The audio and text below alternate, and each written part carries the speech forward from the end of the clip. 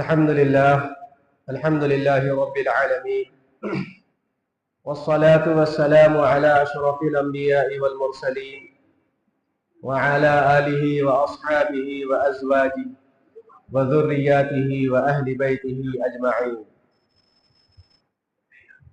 أما بعد فقد قال الله تبارك وتعالى في القرآن المجيد والفرقان الحميد: فأعوذ بالله من الشيطان الرجيم. بسم الله الرحمن الرحيم. مالك يوم الدين إياك نعبد وإياك نستعين اهدنا الصراط المستقيم. صدق الله المولانا العظيم وصدق رسوله النبي الكريم، ونحن على ذلك من الشاهدين والشاكرين والحمد لله رب العالمين.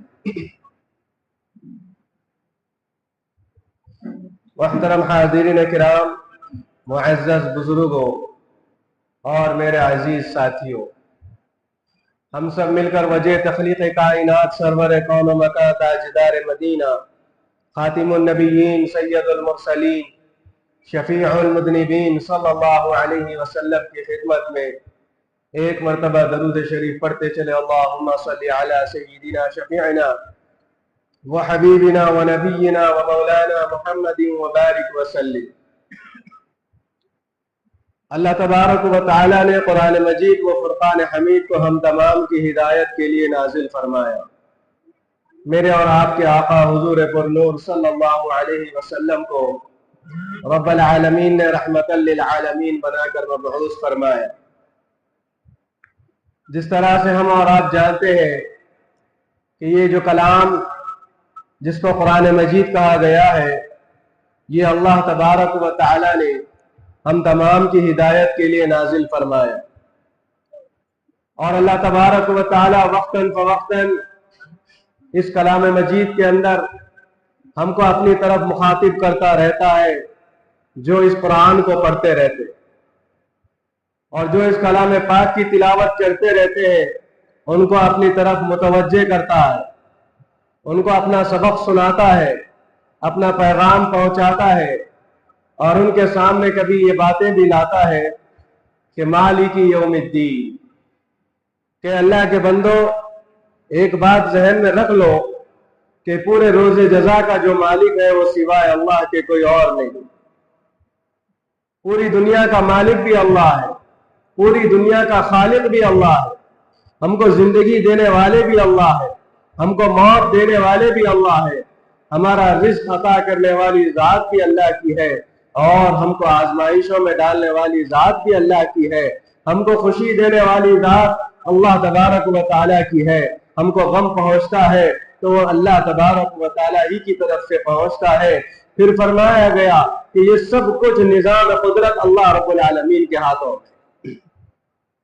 ہم روزانہ اللہ تبارک و تعالیٰ کی بارگاہ میں، اللہ کے گھروں میں آ کر، مسجدوں میں آ کر روزانہ نمازیں ادا کرتے ہیں. ہم جب اس بات کا اقرار کرتے ہیں، اللہ اکبر کہہ کے ہم ہاتھ باندھ لیتے ہیں، پوری دنیا کو اور سارے لوگوں کے سامنے یہ اعلان کر رہے ہیں کہ میرے پروردگار عالم، میں خالی ہاتھ دنیا میں آیا تھا، اب تیری بارگاہ میں آیا ہوں. تو اللہ اکبر کہتے ہوئے ہم بھی خالی ہاتھ کا اظہار کر رہے ہیں. اللہ تبارک و تعالیٰ کے سامنے اس بات کا اقرار کر رہے ہیں کہ مولا ہم سے کچھ ہونے والا نہیں ہے، سب کچھ تجھ ہی سے ہونے والا ہے، تو ہی کرنے والا ہے، تو ہی دینے والا ہے، تو ہی زندگی دینے والا ہے، تو ہی موت عطا کرنے والا ہے. رزق دینے والی ذات بھی تیری ہی ہے، موت دینے والی ذات بھی تیری ہے، حیات دینے والی ذات بھی تیری ہے. ایک مرتبہ ہم مر جائیں گے، قبروں کے اندر پہنچ جائیں گے، پھر میدان محشر میں پھر دوبارہ زندہ کرنے والی ذات بھی تیری. یہ اس بات کا اقرار ہم کر رہے ہیں. تو اسی لیے فرمایا گیا کہ سب سے پہلے اپنے مالک کا اقرار کرنا ہے. اللہ تبارک و تعالیٰ کے سامنے ہم کو اپنے آپ کو نچھاور کر دینا ہے کہ یا اللہ بس تو ہی سب سے بڑا ہے، تیرے علاوہ کوئی بڑی ذات نہیں. یا اللہ اکبر روزانہ 5 وقت ہم مسجد کی میناروں سے اذانیں سنتے ہیں، اس سے کس بات کا اقرار ہو رہا ہے؟ اس سے اسی بات کا اقرار ہوتا ہے کہ یا اللہ تیری بڑائی ہے، تیرے علاوہ کوئی اکبر ہو ہی نہیں سکتا. لیکن یہ زبان سے تو ہم کہہ رہے ہیں، ہمارے دل کے اندر بات نہیں بیٹھ رہی۔ جب یہ بات دل کے اندر بیٹھ جائے گی پھر دیکھ لینا ہمارے دل کی دنیا بدل جائے۔ تو اسی لیے اس بات کا اقرار کر رہے ہیں، نماز کی پہلی رکعت میں ہم جو ہے ثنا بھی پڑھ رہے ہیں، اللہ کی تعریف بھی بیان کر رہے ہیں، ہم نماز پڑھ رہے ہیں، لیکن نماز کے اندر اللہ ہم سے کیا باتیں کر رہا ہے ہم کو معلوم نہیں۔ ہم نماز تو شروع کر دیے، سورہ فاتحہ پڑھنا شروع کر دیے، اللہ کی تعریف بیان کر رہے ہیں، الحمدللہ رب العالمین، یا اللہ تب تو تمام عالموں کا رب ہے، تیرے علاوہ کوئی تعریف کے لائق ہی نہیں ہے۔ اور یہ سب اقرار کرنے کے بعد، اللہ کی وحدانیت کی اقرار کرنے کے بعد پھر اس کو منا رہے ہیں، یا اللہ تو ہی بڑا غفور رحیم ہے، تو ہی رحمان ہے، رحیم ہے۔ جب ہم ساری چیزیں اس کی صفات بیان کرتے رہیں گے تو وہ اللہ ہم سے خوش ہوتا رہے۔ کسی سے مانگنا ہے، کسی کے سامنے اپنی حاجت رکھنا ہے تو پہلے اس کا نام ریسپیکٹڈ سر، آنریبل سر، یہ وہ لکھتے ہیں۔ کیوں لکھتے ہیں؟ اس لیے کہ سامنے والا جب ہماری درخواست دیکھتا ہے تو پہلے اپنی تعریف سننا پسند کرتا ہے۔ لیکن اللہ تبارک و تعالیٰ پوری دنیا کا مالک ہے تو کیا وہ تعریف کے قابل نہیں؟ تعریف کے لائق ہمارا اللہ، سب کا اللہ ہے۔ اللہ تبارک و تعالیٰ کی ذات سب سے اعلیٰ و ارفع ذات، اسی لیے ہم اس کی روزانہ نمازوں کے اندر اس کی تعریف کا اقرار کرتے ہیں، یا اللہ تو ہی تمام عالموں کا رب، تیرے علاوہ کوئی ہمیں پال نہیں سکتا، کوئی کھلا نہیں سکتا، کوئی پلا نہیں سکتا۔ ہمارے حلق کے اندر اگر ایک نوالا جا رہا ہے تو وہ بس اللہ کی مرضی سے ہی جا، اگر اللہ کی مرضی نہیں رہے گی یہ نوالے چھوٹ جائیں گے، یہ کھانا ہم سے چھین لیا جائے گا، ہم بستروں پہ مرگ میں آ جائیں گے اور ہم کو جو ہے لکوڈ پہ رکھ دیا جائے گا۔ پھر ایک وقت آئے گا کہ لکوڈ بھی کھانا ہمارے لیے دشوار ہو جائے گا۔ جو چیز ہمارے سامنے کھانے کے لیے پیش روزانہ ہوتی تھی اب وہ چیز کھانے سے روک دی جائے۔ کیوں؟ ڈاکٹروں نے کہہ دیا۔ ڈاکٹروں کی بات پہ بڑا یقین رہتا ہے لیکن اللہ کی بات پہ یقین نہیں۔ ڈاکٹر اگر بول دیا روزانہ صبح نہار پہ کہ گولی کھانا ہے ورنہ تم بیمار پڑ جاؤ گے، تو روزانہ جب تک ڈاکٹر کا پرسکرپشن آتا رہے گا اس کو بتاتے رہیں گے، اس وقت تک پابندی سے نیند قربان کرنا پڑے تو نیند کو قربان کریں گے، اور صبح جو ہے اگر 7 بجے ڈاکٹر وقت لکھ دیا تو اٹھایا جائے گا، 7 بجے جو ہے اس کو گولی کھلائی جائے۔ اتنا یقین ہم کو گولی پہ آ گیا۔ لیکن اللہ تبارک و تعالیٰ کی طرف سے پیغام ہے، میرے بندوں صبح سورج نکلنے سے پہلے میرے گھروں میں آ جاؤ، مسجدوں میں آ جاؤ۔ اور جب مسجدوں میں آ جائیں گے تو اس کے بعد کے حالات کیسے ہوں گے؟ مسجدوں میں آنے کے بعد اللہ تبارک و تعالیٰ کتنا خوش ہوتا ہے اپنے بندوں سے۔ اللہ تبارک و تعالیٰ کا حکم ہے کہ جو اللہ تبارک و تعالیٰ کے گھروں میں مسجدوں میں آ جاتے ہیں، اللہ کو خوش کرنے کے لیے، راضی کرنے کے لیے آ جاتے ہیں، اللہ تبارک و تعالیٰ اس کے لیے جو ہے دن بھر کے رزق کی ذمہ داری لے لیتا ہے۔ اور ہم روزانہ 9 بجے 10 بجے 11 بجے اٹھ کے باہر جب رزق تلاش کرنے نکل جاتے ہیں تو کبھی جو ہے دھکے کھاتے ہیں، کبھی جو ہے کمی بیشی ہو جاتی ہے، کبھی ہماری ضرورت رہتی ہے وہ ضرورت پورا نہیں ہوتی ہے۔ تو بھلا آپ بتلائیے ایسے وقت میں ہم اللہ کو یاد نہیں کریں گے تو اور کس کو یاد کریں؟ تو اسی لیے فرمایا گیا اپنے گھروں کے اندر مزاج بنائیں، نظام بنائیں، اپنے گھروں کے اندر قرآن مجید کی تلاوتوں کو عام کرنے کی زندگی کا معمول بنا لیں، اپنے گھروں کے اندر سنت و نوافل پڑھنے کا اہتمام کریں، اپنے گھروں کے اندر تہجد اور جو ہے اللہ تبارک و تعالیٰ کے جو چھپانے والی جو عبادتیں ہوتی ہیں ان عبادتوں کا اہتمام کرنا شروع کر دیں۔ پھر دیکھ لینا ہماری دعائیں قبول ہوتی رہے گی، پھر دیکھ لینا ہم اللہ تبارک و تعالیٰ کے بالکل قریب سے قریب تر ہونے والے بندے بن جائیں گے۔ ہم اللہ سے مانگتے رہیں گے، اللہ دیتے رہے گا، دیتا رہے گا، دیتا رہے گا۔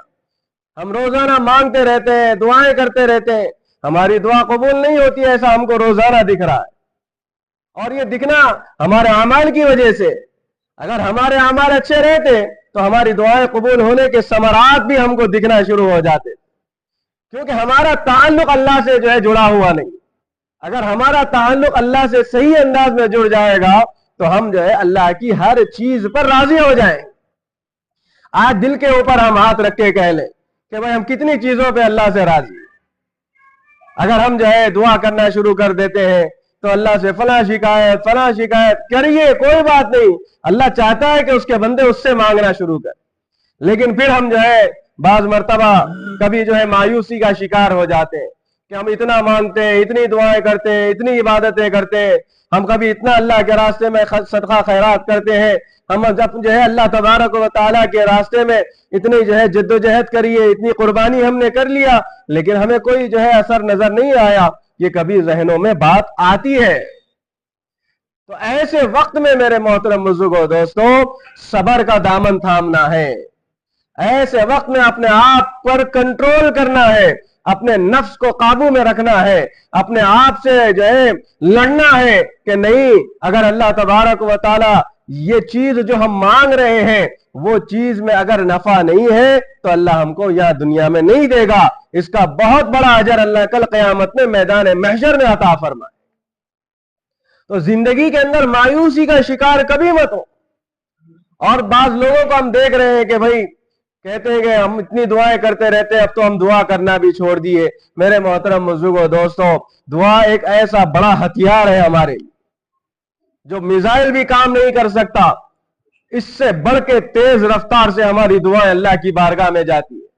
تو دعائیں کرنا کبھی مت چھوڑیں، اور اللہ تبارک و تعالیٰ ایسے بندوں سے خوش ہوتا ہے جو اس کے سامنے آ کر مانگتا ہے۔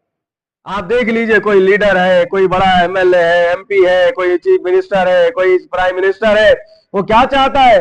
وہ یہی چاہتا کہ لوگ جو ہے سڑکوں پہ نکل جائیں، اپنا حق مانگنے کے لیے آ جائیں، ہمارے سامنے گڑ گڑائیں، ہمارے سامنے جو ہے ایک جو ہے جم غفیر لوگوں کی فوج لے کر آ جائے اور سڑکوں پہ نکل کر ہم سے جو ہے بھیک مانگے، ہم سے جو ہے مانگتے رہے، تب جا کے وہ ایک نیا جیو نکالیں گے کہ ہاں ہم نے کسانوں کا یہ فائدہ کر دیا، ہاں ہم نے فلاں لوگوں کے لیے یہ فائدہ کیا۔ اس کے پیچھے وہ لوگ دیکھتے ہیں اور وہ جو ہے ان لوگ یہ چاہتے ہیں کہ ان کی آؤ بھگت کی جائے، وہ چاہتے ہیں کہ ان کو بڑا مانا جائے، وہ چاہتے ہیں کہ بھئی ان کا چرچا ہو، ان کا نام نمود ہو، نہ جانے کیسے چیزوں کا حربہ ہو استعمال کرتے۔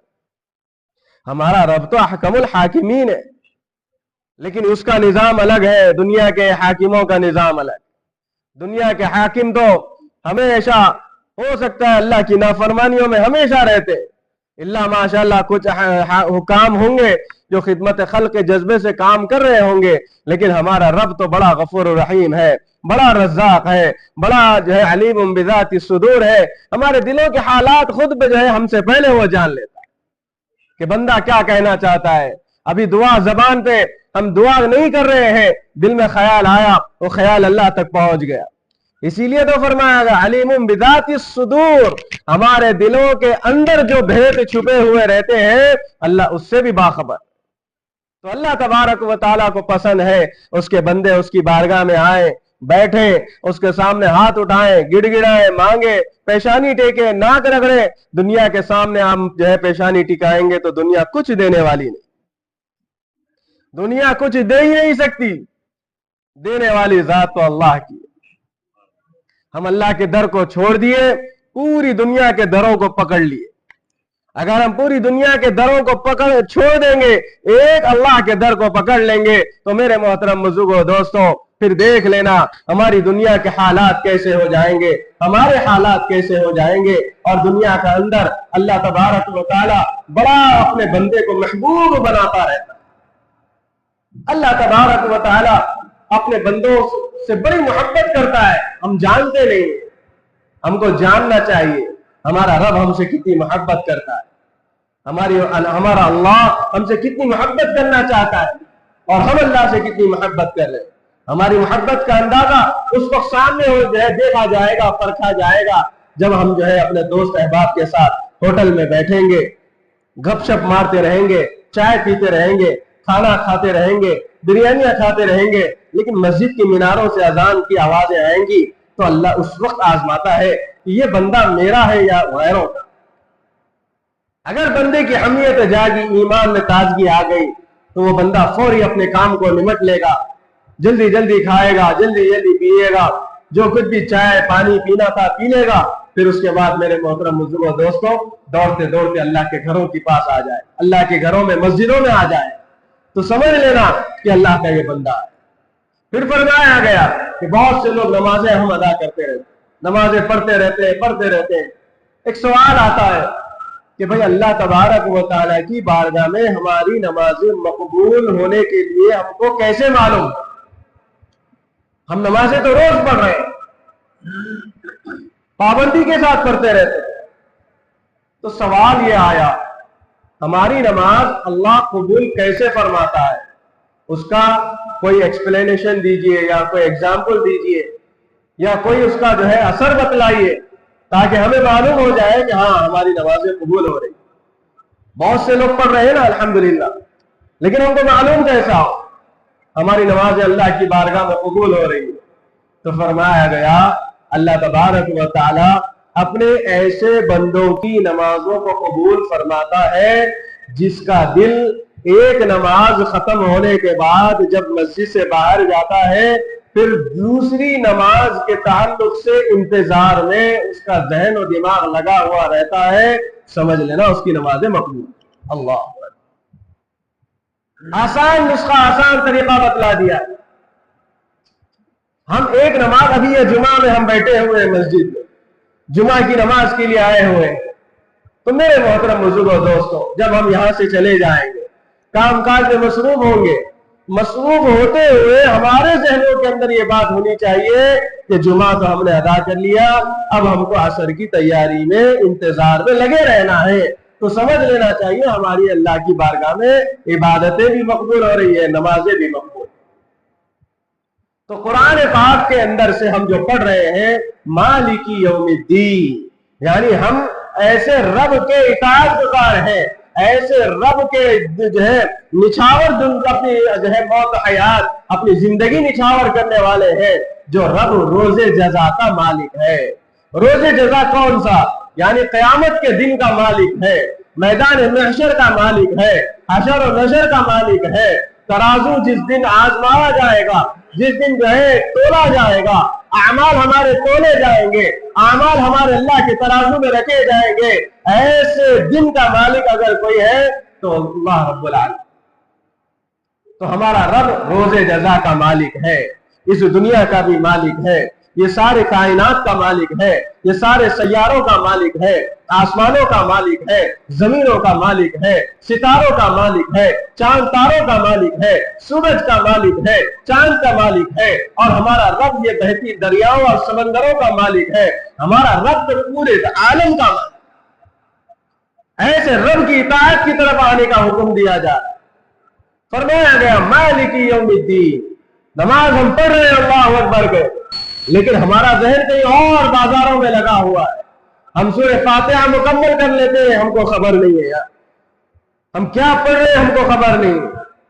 بعض مرتبہ دیکھنے کو ملتا ہے امام کے پیچھے رہتے ہیں، کبھی امام سے غلطی ہو جاتی ہے۔ بعض جگہ دیکھا گیا کہ ایک جگہ امام صاحب نماز پڑھ رہے، دوسری رکعت میں جو ہے بیٹھنا تھا، اٹھ گئے، سارے لوگ بھی اٹھ گئے، تیسری ہو گئی، چوتھی ہو گئی، پھر امام صاحب کو یاد آیا کہ میں نے تو جو ہے دوسری رکعت میں بیٹھنا بھول گیا۔ پھر وہ جو ہے سجدہ سہو کر لیے، پھر جو ہے اس کے بعد نماز کو مکمل کیے، تو لوگوں کی طرف متوجہ ہو کے پوچھنے لگے کہ دیکھو میرے بھائی، میں بھی جو ہے انسان، میں بھی آپ ہی کی طرح ایک انسان، لیکن میں ایک اکیلا ہوں اور پیچھے 4-6 سب جو ہے لوگ بیٹھے ہوئے ہیں، سب جو ہے نمازیں ادا کر رہے ہیں، کیا تم میں سے کسی ایک کو بھی خبر نہیں ہوئی کہ دوسری رکعت میں بیٹھنا تھا، دوسری رکعت میں قاعدے میں بیٹھنا تھا؟ اگر تم لوگ اسی وقت جو ہے مجھے تک جو ہے لوٹا دیتے، تکبیر کہہ دیتے، تو کتنا بڑا اچھا ہوتا کہ وہ عبادت ہم سے چھوٹ گئی جو قاعدے میں بیٹھ کے ہم اللہ کے سامنے اقرار کر رہے ہیں التحیات للہ والصلوات والطیبات۔ آپ کو معلوم نہیں ہے کہ یہ جو التحیات جو ہم کو ملا یہ فرش پہ نہیں ملا، بلکہ معراج کے سفر میں عرش میں اللہ نے ہم کو عطا فرمایا۔ یہ التحیات اللہ کے نبی صلی اللہ علیہ وسلم اللہ کی بارگاہ میں جب جا رہے تھے تو جاتے ہوئے آپ کے ذہن میں بات آئی کہ جب میں مہمان بن کے کسی کے پاس جا رہا ہوں تو مہمان یہ سوچتا ہے کہ میزبان کے پاس جاؤں تو خالی ہاتھ مت جاؤں، کچھ نہ کچھ تحفہ لے کے جاؤں۔ ہمارا بھی یہ معمول ہونا چاہیے کہ جب کبھی کسی اپنے بھائی بہن اپنے رشتہ دار کہیں بھی ہم جا رہے ہو، اپنی استطاعت کے مطابق چھوٹے بچوں کے لیے چھوٹا سا چاکلیٹ ہی کیوں نہ ہو، خالی ہاتھ کبھی بھی بچ جائے۔ یہ محبتوں کو، الفتوں کو جوڑنے والا معاملہ ہوتا ہے، یہ رشتہ داریوں کو مضبوط کرنے والا معاملہ ہوتا ہے۔ کچھ نہ کچھ تحفہ ضرور لے کے جائے، ایک چھوٹی بچی کے لیے ہی صحیح، چھوٹے بچے کے لیے ہی صحیح، یا بہن کی محبت میں، بھائی کی محبت میں، ماں باپ کے پاس بھی اگر جا رہے ہیں ان کی محبت میں خالی ہاتھ مت جائے، کچھ نہ کچھ ضرور لے جائے، پھر دیکھ لینا ان کے دل سے دعائیں بھی نکلے گی، وہ ہم سے راضی بھی ہو جائیں گے، رشتہ داریاں مضبوط ہوں گی، اور وہ جو ہے ہم سے اچھے انداز میں بات بھی کریں گے، ہمارا خیال بھی کریں گے۔ تو بہرکیف اللہ تبارک و تعالیٰ کی بارگاہ میں حضور پاک صلی اللہ علیہ وسلم جب حاضری دے رہے ہیں، عرش پہ پہنچ گئے، اللہ کا دیدار کرنا ہے، تو دیدار عظیم حاصل کرنے کے لیے خالی ہاتھ کیسے جائیں؟ تو اللہ کے نبی صلی اللہ علیہ وسلم نے یہ التحیات کو تحفتاً اللہ کی بارگاہ میں پیش کیا۔ کیا کیا تھا؟ التحیات للہ والصلوات والطیبات، یہ 4-5 الفاظ جو کلمات ہیں، یہ اللہ تبارک و تعالیٰ کی بارگاہ میں تحفتاً پیش کیے گئے۔ یا اللہ، یہ ساری تسبیحات میں نے تیرے لیے لے کر آیا۔ للہ، للہ کے معنی یہ کہ ساری عبادتیں مولا تیرے لیے۔ اور پھر یہاں معاملہ ختم نہیں ہوا، اللہ تبارک و تعالیٰ کے حضور میں جب آپ پہنچے تو اللہ کی طرف سے جب یہ پیغام اللہ نے سنا تو فوراً اللہ نے پھر جو ہے تحفے کے طور پر پلٹایا، السلام علیکہ ایھا النبی ورحمۃ اللہ وبرکاتہ، اے میرے پیارے نبی آپ پر میرا سلام ہو۔ اللہ، ایھا النبی ورحمۃ اللہ، ہماری طرف سے آپ کے اوپر رحمت ہو، برکتیں ہو۔ یہ اللہ پھر جو ہے ایک تحفہ اللہ کے نبی کو عطا فرما رہا ہے۔ تو ایسے وقت میں اللہ کے نبی اگر چاہتے تو دونوں ہم کلام ہو سکتے تھے، ہو گئے، لیکن اللہ کے نبی صلی اللہ علیہ وسلم کو ایسے وقت میں بھی اپنی امت یاد آئی۔ کیسے یاد آئی؟ آپ نے کیا فرمایا جب اللہ کا پیغام سنا، السلام علیکہ ایھا النبی ورحمۃ اللہ وبرکاتہ، تو اللہ کے نبی صلی اللہ علیہ وسلم نے فرمایا، یا اللہ یہ بھی تو کہہ دیجئے، السلام علینا وعلی عباد اللہ الصالحین، اے میرے محبوب آپ کو سلامتی ہو، اور آپ کے نیک بندے، آپ کے جو نیک امتی دنیا میں، ان کے اوپر بھی سلامتی کا پیغام میں نے دے دیا۔ تو امام صاحب متوجہ کر رہے ہیں کہ اتنے سارے لوگ آ گئے، کسی ایک کے ذہن میں بھی یہ بات نہیں آئی ہوگی، کسی ایک کے ذہن میں، دل میں خیال، اور کون سی زکوٰۃ چل رہی ہے، کون سی آیت پڑھی جا رہی ہے، کون سا رکن کیا جا رہا ہے، آج آ رہے اللہ اکبر کے سارے جو ہے تجارتوں کے حساب ہو رہے ہیں، باہر جانے کے حساب کتاب ہو رہے ہیں۔ یہ ہماری اگر نمازوں کی حالت اگر ایسی ہے تو بھلا بتلائیے یہ ہماری عبادت کیا اللہ کی بارگاہ میں قبول کی جائے؟ یہ ہماری نمازیں جس کو ہم جو ہے اللہ تبارک و تعالیٰ کے گھر میں آ کر ادا کر رہے ہیں، ہمارا جسم یہاں حاضر ہے، ہمارا دماغ یہاں سے غائب، ہماری باڈی پریزنٹ ہے، مائنڈ ایبسنٹ ہے، باہر ہے، تو کیسے ہم کو نمازوں میں مزہ آئے گا؟ کیسے ہم کو اپنی دعاؤں میں مزہ آئے گا؟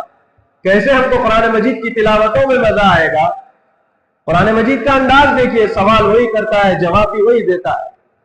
ذالک الکتاب لا ریب فیہ، اے اللہ کے بندو جس کلام کو تم پڑھ رہے ہو اس میں ایک بات یاد رکھ لو، یہ کتاب ایسی عظیم الشان کتاب ہے، قرآن مجید ہے، جس میں ایک ذرہ برابر بھی شک اور شبہ کی بات نہیں ہو سکتی۔ اب کلیریفائی ہو گیا، ہاں ہم جس کلام کو پڑھ رہے ہیں یہ اللہ رب العالمین کا کلام، کوئی شک اور شبہ کی بات ہو ہی نہیں سکتی۔ تو نماز بھی ایسی ہے۔ دیکھیے اللہ تبارک و تعالیٰ نے ہم سوال ہم سے یہ پوچھا جائے گا کہ تم نے نماز کو قائم کیا یا نہیں، تم نے نماز پڑھی یا نہیں۔ اولین درستش نماز ہوا کہ اگر کوئی کسی چیز کا سوال سب سے پہلے ہم سے ہونے والا ہے تو وہ جو ہے نماز کا سوال ہونے والا ہے۔ لیکن جب نمازوں کا پھر جو ہے حال حساب لیا جائے گا، نمازوں کا حساب کتاب جب شروع کیا جائے گا کہ فلاں بندے نے جمعہ میں حاضری کی اور جمعہ میں حاضری دیتے ہی صرف 2 نماز جمعہ کے ادا کر لیے، اس کے بعد انتظار میں بیٹھا ہوا ہے کہ کب کہاں سے جگہ ملے گی، کب باہر نکلوں گا، پھر یہاں سے نکل کر آدھا 1-1 گھنٹہ ہوٹلوں میں بیٹھے گا، اس کو بڑا مزہ آئے گا، لیکن اللہ کے گھر میں نماز ہونے کے بعد سنتیں پڑھنے کے لیے آج اس کے پاس وقت نہیں۔ اللہ کے نبی صلی اللہ علیہ وسلم کا معمول کیا تھا؟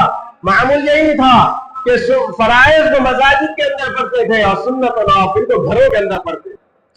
اب ہم جو ہے ملازمتوں میں، تجارتوں میں آ گئے، اپنا گھر چھوڑ دیے، تو اب بڑا بھلا بتلائیے کہ سنت و نوافل ہم کہاں ادا کر رہے ہیں؟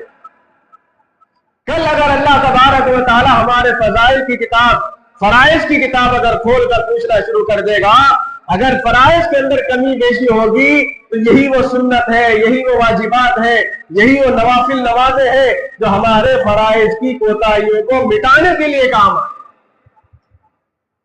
آج ہمارا مزاج ایسا ہو گیا کہ فلاں جگہ نماز جلدی ہوتی ہے، وہاں پڑھ لیں گے، بس ختم، اپنی ذمہ داری ختم۔ اور یہاں اس مسجد میں بھی اطراف و اکناف کے لوگوں سے حال چال معلوم کرتے ہوئے، لوگوں سے دریافت کرتے ہوئے، بڑی مجبوری کے ساتھ جو ہے آخری وقت میں جو ہے نماز کا انتظام کیا گیا، وقت رکھا گیا۔ اب یہاں آنے کے لیے بھی ہم نے لوگوں کو دیکھا، یہاں بھی جو ہے 1:45 2 بجے، بھائی یہ جو جمعہ کے خطبات ہوتے ہیں یہ آپ سے ہمارے دل کے حالات بیان کرنے کے لیے ہوتے ہیں، کچھ اسلامی پیغام پہنچانے کے لیے ہوتے ہیں۔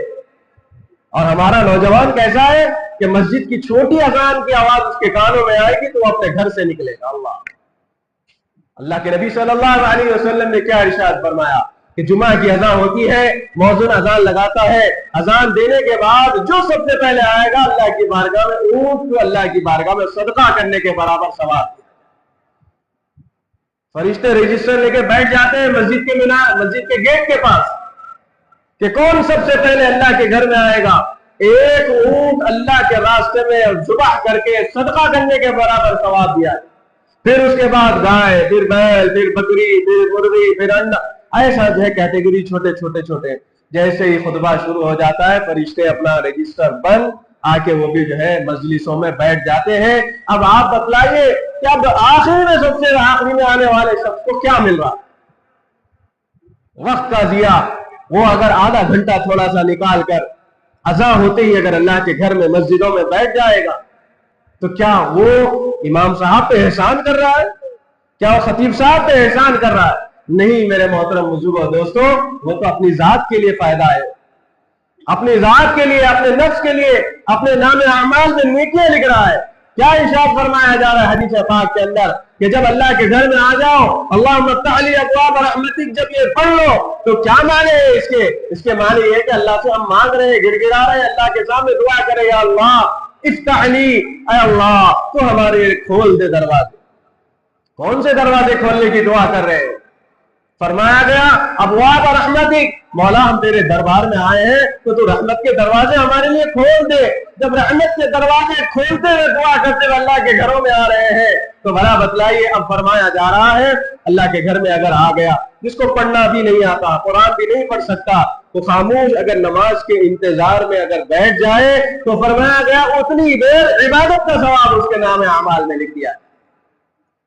اب اگر کوئی ذکر کرنا شروع کر دے، تلاوت کرنا شروع کر دے، اور اس کے نام اعمال میں اضافہ ہوتا چلا جائے۔ اور اسی لیے مساجد کے اندر ہم دیکھنے کو یہ بھی مل رہا ہے کہ خطبہ حضرات آگے وقت بڑھاتے جاتے ہیں، 5 منٹ، 7 منٹ، 10 منٹ، یہ اس لیے بڑا مجبوراً بڑھانا پڑتا ہے، لوگ اس وقت زیادہ اسی وقت جو ہے آنا شروع ہو جاتے۔ اگر صحیح وقت میں آ جائیں گے تو صحیح جو ہے پیغام، میسج آپ حضرات کے سامنے رکھنا ہمارا منصب عین ہے۔ اسلام اور اسلام کی تعلیمات کو عام کرنا ہم سب کے لیے ضروری ہے۔ تو میری گزارش ہے اپنے اوقات کو کچھ دیر اللہ کے گھروں میں لگائیں، فرشتوں کی محفلوں میں اپنے آپ کو لگائیں۔ یہ جو فرشتے اللہ کے گھروں میں بیٹھتے ہیں، بیٹھنے والے ایک سے مصافحہ کرتے ہیں، اس کے حق میں مغفرت کی دعائیں کرتے رہتے ہیں۔ اب آپ بتلائیے ہم 2 رکعت کے لیے 5 منٹ، 10 منٹ، 15 منٹ، یہ کوئی جو ہے ثواب اور نیکی کمانے کا ذریعہ ہمارے ہاتھ سے چھوٹ گیا۔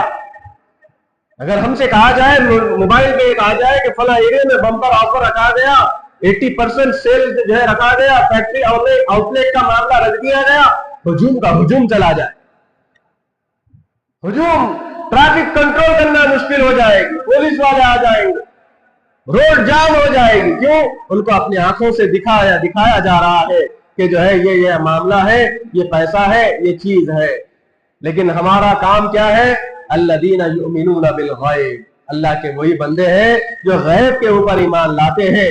اگر ایک نیکی مسجد میں بیٹھنے کی، ایک نیکی 2 رکعت نفل پڑھنے کی، ایک نیکی قرآن کا ایک رکوع پڑھنے کا اگر ہمارے آنکھوں کے سامنے کچھ دیر کے لیے اگر نمودار کر دیا جائے گا، دکھا دیا جائے گا، اس کے بدلے میں اللہ اس کی جزا اگر دکھا دے، اس عمل کو دکھا دے، اس جو ہے انعام کو اگر دکھا دے گا، تو قسم ہے پروردگار عالم کی، یہ گھر اللہ کے گھر چھوڑ کر باہر جانا ہمارے لیے دشوار ہو جائے۔ نیکیوں کے جب پہاڑ ہمارے سامنے دکھنا شروع ہو جائیں گے، کل میدان محشر میں سب سے بڑی آس اور امید ہماری یہی رہے گی کہ کاش دنیا میں ہماری کوئی عبادت کا اجر دنیا میں نہیں ملتا تو اچھا تھا، وہ پورے اجر کا ہم کو اللہ یہاں دے رہا تو آج ہم نے اپنی آنکھوں سے دیکھ لیا۔ آج روپیہ پیسہ آنکھوں کے سامنے اعلان ہے کہ فلاں آدمی آ جاؤ، حاضری دے دو، تم کو 500 روپے دیے جائیں گے، 5 گھنٹے ہم بیٹھنا ہمارے لیے آسان ہے۔ ریالیوں میں دیکھیے نیتا لوگ کیا کرتے ہیں، 500 1000 روپے جاؤ تم کو دے دیں گے، کھلائیں گے پلائیں گے۔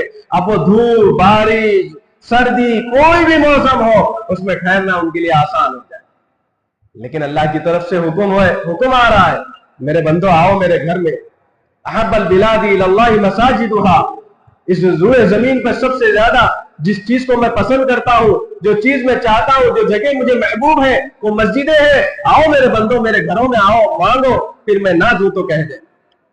بہر کہتے میرے محترم بزرگوں دوستوں، ہمارا رب تو مالک یوم الدین ہے، روز جزا کا مالک ہے، وہ یقین ہمارے دلوں میں آنا چاہیے۔ مالک ہمارا اللہ ہے، خالق ہمارا اللہ ہے، دنیا ہم کو کچھ نہیں دے سکتی، دنیا تو کیا دے گی، دنیا آخری میں جو ہے آج ہماری زندگی کا حال کیا ہے کہ ہم تھوڑا سیٹ ہو جائیں گے۔ بھائی پوچھا گیا بھائی نمازوں میں کیوں نہیں دکھ رہے، بھائی نوکری میں اتنے مصروف ہو گئے، وقت نہیں ملا، تھوڑا سا سیٹ ہو جاؤں گا تو پھر جو ہے مسجدوں میں آ جاؤں گا۔ پھر وہ ریٹائرڈ ہو جائے گا، ریٹائرڈ ہونے کے بعد اس کو کہا جائے گا کہ بھائی اب تو بھی اللہ کے گھروں کو آباد کرو، تو کہے گا نہیں بھائی کچھ جو ہے بچی کے مسئلے چل رہے ہیں، وہ کام ختم کر لوں گا، سیٹ ہو جائے گا تو پھر آ جاؤں گا۔ آخری میں میرے محترم بزرگوں دوستوں، 2 آدمی ہماری قبر میں اتریں گے، ہماری گردن کو قبلے کی طرف سیٹ کرتے ہوئے لوگوں سے پوچھیں گے کیا بھائی سیٹ ہے؟ لوگ کہہ دیں گے ہاں قبلے کی طرف اس کی گردن سیٹ ہو گئی، اوپر مٹی ڈال دی جائے گی، اب ہماری پوری سیٹنگ ختم ہے ہماری پوری سیٹنگ۔ کب بنے گی ہماری سیٹنگ اللہ سے؟ آپ سوچیں گے سیٹ ہوگا، بھائی جب ہم آ جائیں گے تو تب، جب اللہ کے گھروں میں آ جائیں گے تو تب سیٹ ہو، دینی کاموں میں اطاعت میں آ جائیں گے تو تب سیٹ ہوگا۔ اللہ تبارک و تعالیٰ سے میری دعا ہے کہ رب العالمین ہم تمام کو، ساری امت مسلمہ کو صراط مستقیم پر چلنے کی توفیق نصیب فرمائے، حاسدین کے حسد سے، غاصبین کے غصب سے، فتین کے فتنوں سے، شریروں کے شر سے، منافقوں کی منافقت سے مولا ہم سب کی پوری امت مسلمہ کی حفاظت فرمائے، مولا مرنے سے پہلے کلمہ نصیب فرمائے۔ وصلی اللہ تعالی علی النبی الکریم، الحمدللہ رب العالمین۔